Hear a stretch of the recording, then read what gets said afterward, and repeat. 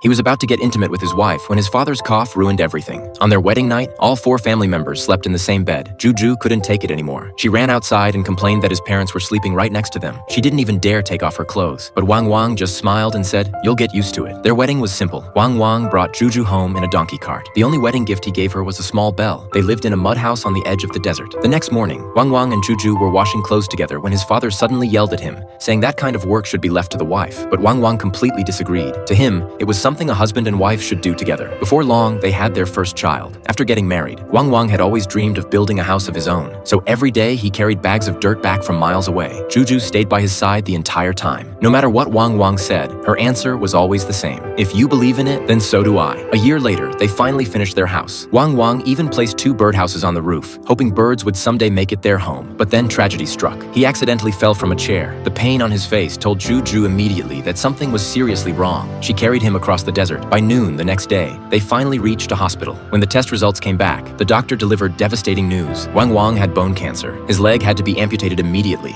After hearing the diagnosis, she hid in the restroom and turned on the faucet to drown out her crying. She wiped away her tears and forced herself to look as if nothing had happened, because she knew this family couldn't fall apart. When she got home, his father pointed at her and started yelling. He yelled at her for taking so long, saying the whole family was starving. He had spent his entire life being taken care of. He didn't even know how to cook. Juju said nothing. To pay for Wang Wang's treatment, she sold every sheep the family owned. After the surgery, she carried Wang Wang home once again, this time with only one leg. When he saw that Wang Wang's leg was gone, he sank to the ground in tears. He blamed Juju for not telling him sooner. He was terrified of losing the son he had always depended on. Wang Wang's condition grew worse with each passing day, but there was one thing he could never let go of. On the very first day of their marriage, sand had blown into Juju's eyes. From that moment on, he dreamed of planting a forest that could keep the desert winds away. Later, Juju took over that dream. Together with their family, they planted trees one by one. Life was hard, but they never gave up. Even Wang Wang's mentally unstable mother became more clear-minded. She joined them and helped plant trees as well. One night, Wang Wang suddenly woke Juju up. He knew his time was running out. Lying in her arms, the only thing he worried about was her future. Before he died, he placed the little bell he had given her on their wedding day back into her hands. Not long afterward, Wang Wang closed his eyes forever. 起来吧，